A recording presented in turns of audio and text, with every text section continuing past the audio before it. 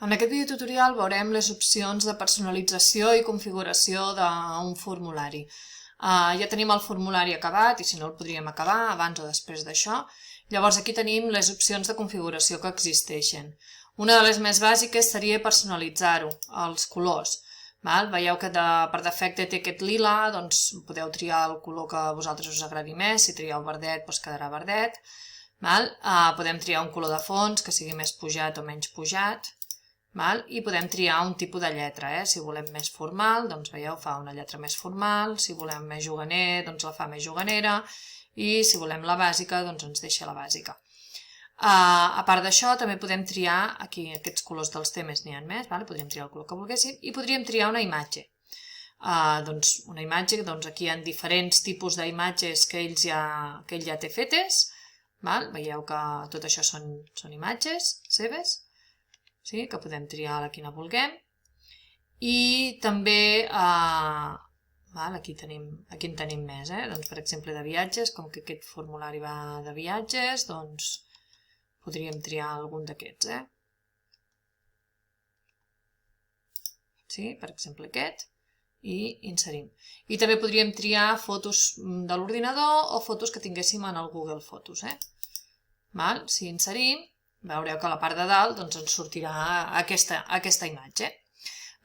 Fixeu-vos que el que és la personalització és molt senzilleta. Aquestes serien les opcions de personalització que existeixen.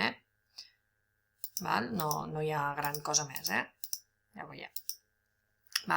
Llavors, a part d'aquesta personalització bàsica que tenim aquí, aquí a la configuració tenim més opcions.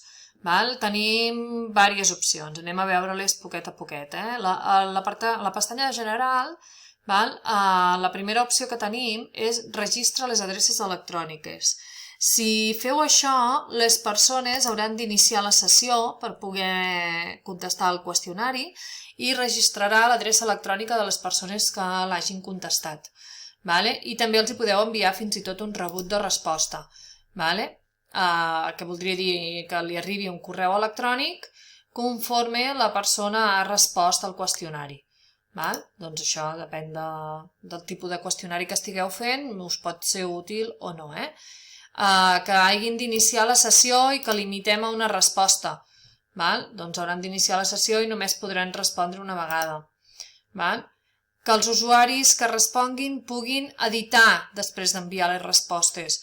Això heu de vigilar una miqueta, perquè llavors us podem modificar qualsevol resposta en qualsevol moment.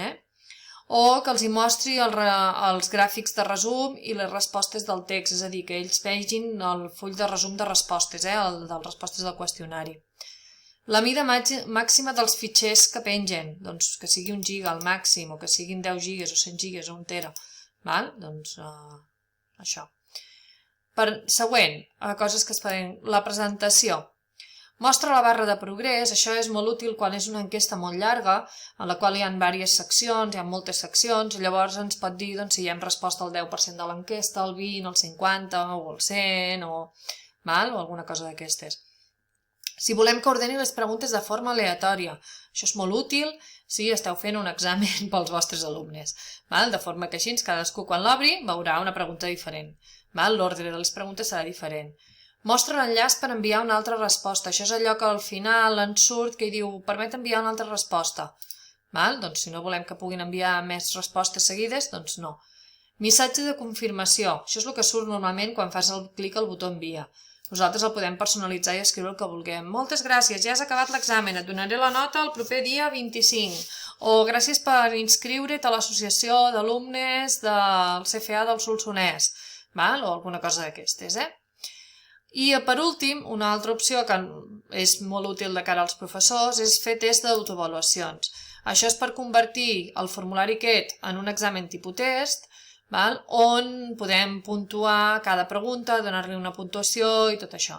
Si ho fem, llavors a cada pregunta hauríem d'anar, donar-li quants punts val i quines opcions de correcció, quines són les respostes correctes, etc. Evidentment, les preguntes de tipus text llarg no les corregeix, les hauràs de corregir el professor a part, però la resta sí, es pot fer com una espècie d'examen tipus test. Llavors, una vegada triades totes les opcions de configuració, faríem desa i estarien guardades.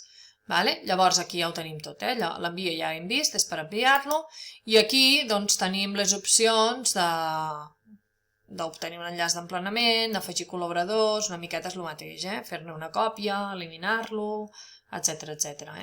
Ja veieu que és una eina, com totes les del Google, molt intuïtiva pel seu funcionament.